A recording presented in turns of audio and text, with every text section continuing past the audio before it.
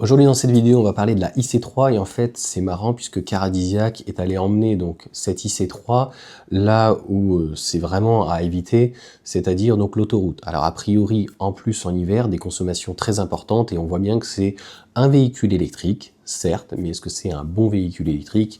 Bien sûr que non, et il n'est pas donc assez polyvalent. Donc en fait au niveau des commentaires, je suis allé voir, tout le monde est allé se faire plaisir, c'est-à-dire qu'on est quand même sur un véhicule entre 23 et 27 000, donc on va dire entre 25 et 30 000 euros en fonction des options qu'on récupère, une batterie LFP de 44 kWh, voilà, 113 chevaux.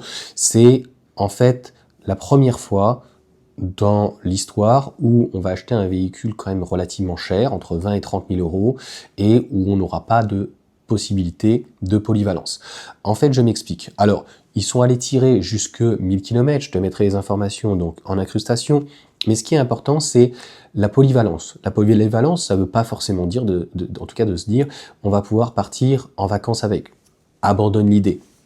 Puisqu'à un moment donné, on le savait, tu vas faire des charges entre 15 et 80, faut surtout pas aller au-dessus parce qu'en fait ça va être trop long, à peu près 26 minutes quand même, à 20-80, et des 10-80 en tout cas, la possibilité au final de faire qu'une centaine de kilomètres, puisque là, le véhicule va consommer un peu plus de 24 kWh, donc tu as une batterie de 44 kWh, je sais plus si c'est du net ou du brut, tu lui enlèves donc 40%, puisque tu ne peux pas utiliser la plage en haut, en bas pour rester dans une plage correcte, et puis tu vas pas pouvoir t'arrêter à n'importe quel moment, hein, tous les 100 km. Donc autant dire que 1000 km, ça voudrait dire que tu t'arrêtes 10 fois presque. C'est clairement catastrophique, pratiquement une demi-heure, donc ça veut dire que tu vas mettre 5 heures minimum de plus. Là où le bas blesse en tout cas, c'est qu'avec quelqu'un qui est dans un village, mais qui n'est pas très loin d'une autoroute, qui veut se déplacer en ville et qui a besoin donc de faire un peu plus de 50 km donc pour se rendre dans une plus grande ville en tout cas, rapidement il va trouver l'autoroute, 110, 130 si c'est payant, etc. Et très rapidement, eh bien, on se rend compte que s'il part même avec 100% de batterie, il va pas pouvoir dépasser 150 km, donc on est très loin des 300 km annoncés WLTP, ou sinon dans ces cas-là, il va falloir fortement donc réduire sa vitesse. Et c'est là plutôt que le bas blesse, c'est pas de se dire que le véhicule n'est pas capable de faire de très longs trajets, donc de vacances ou d'aller voir des proches, de la famille, des amis, etc. et de faire plus de 500 km. Ça, elle pourra le faire, mais ça sera catastrophique pour un véhicule quand même, encore une fois, en version max à plus de 27 000 euros, hein, si on rajoute des options, etc. Alors tu me diras, oui, il y a le bonus. Ok, c'est pour ça que tu comprends que quelqu'un qui a un budget supérieur, eh bien, il met 10 000 euros de plus et il va acheter une Model 3. Voilà, c'est aujourd'hui le meilleur rapport qualité-prix qui se fait. Mais je dirais que si on veut être sensé, qu'on est un mercenaire et que on s'en fout de savoir que ça vienne des États-Unis, de Chine, du Parti communiste chinois ou quoi que ce soit, eh bien à 25 000 euros aujourd'hui, tu as une MG4 en standard. Et si tu mets un petit peu plus, tu pourras avoir une Luxury, donc finalement un véhicule qui est beaucoup plus polyvalent que ce véhicule-là. C'est là où en fait on ne peut pas rentrer en concurrence directe avec la Chine, avec les Chinois, parce qu'avec tout ce dumping social, etc., moi, je peux comprendre que franchement, pour le même prix, c'est pour ça que le bonus, il était là un petit peu pour essayer de corriger ces, entre guillemets, inégalités.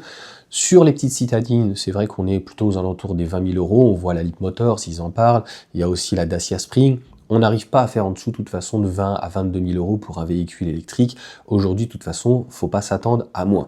Le problème, c'est qu'à ce prix-là, on n'a pas donc de polyvalence. Et comme je viens donc de l'expliquer, si tu fais 50, 70, 100 km rien que l'aller, en fait, c'est quand même horrible de se dire qu'on va devoir faire une charge. On doit pouvoir avoir un véhicule réellement qui puisse faire 300 km dans toutes les conditions. Même au pire des cas à 110 au lieu d'être à 130, tu vois. Et de pouvoir se dire que, eh bien, si on a besoin de se déplacer à 50, 100, 150 km pour X raisons, parce que on habite un petit peu d'une manière excentrée, on doit aller à la préfecture, on doit aller éventuellement dans une très grande ville, mais elle n'est pas à côté. Ça arrive à beaucoup de personnes donc, qui sont sur des petites îles, moi je vois quand je suis en Vendée, mais quand tu es dans le Var, plein d'autres endroits, tu n'as pas forcément l'accès à la ville tout de suite. Quelqu'un par exemple, qui est vers Fréjus ou qui serait vers Cavalère ou autre, qui voudrait prendre l'avion, si tu veux donc aller sur Nice, si tu veux aller sur Toulon, ben en fait, si tu peux pas en plein hiver pouvoir faire plus de 120 km, c'est horrible. Parce qu'en plus, tu vas devoir stationner le véhicule pendant une semaine ou 15 jours éventuellement si tu pars en vacances, ou que tu bouges. C'est le but quand même. Si tu pars vraiment sur un week-end, ça pourra aller. Mais tu vas perdre en plus un petit peu de batterie. À peu près, bon, c'est pas énorme, hein, je crois qu'on était sur 2 à 3% par semaine. Mais bon, tout ceci mis bout à bout, ça peut commencer à coûter très très cher.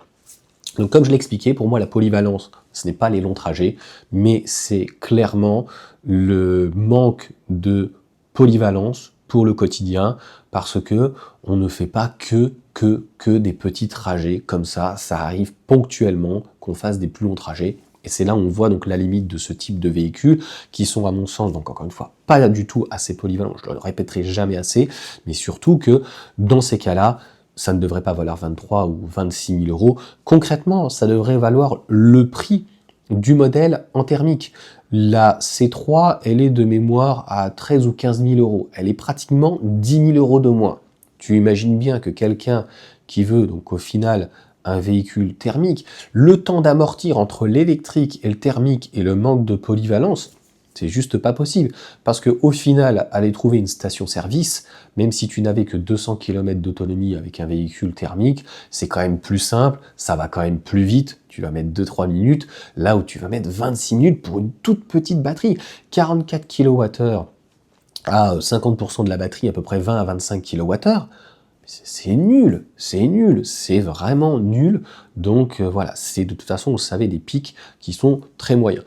Donc quel est l'attrait ou l'intérêt de ce type de voiture? À mon sens, aucun. C'est clairement par rapport à la polyvalence, encore une fois, beaucoup trop cher. Voilà en tout cas pour cette petite vidéo. Je vous invite à aller voir, je mettrai peut-être en lien de description, donc les laisser en totalité, mais je vais vous le réintégrer là. Et puis les commentaires, ils sont lunaires. À un moment donné, bah écoute, si Citroën n'en vend pas, et ça sera pareil de toute façon sur la même plateforme que la Panda, la Grande Panda, donc électrique, c'est vraiment voué à l'échec, mais c'est surtout voué à rester donc en ville.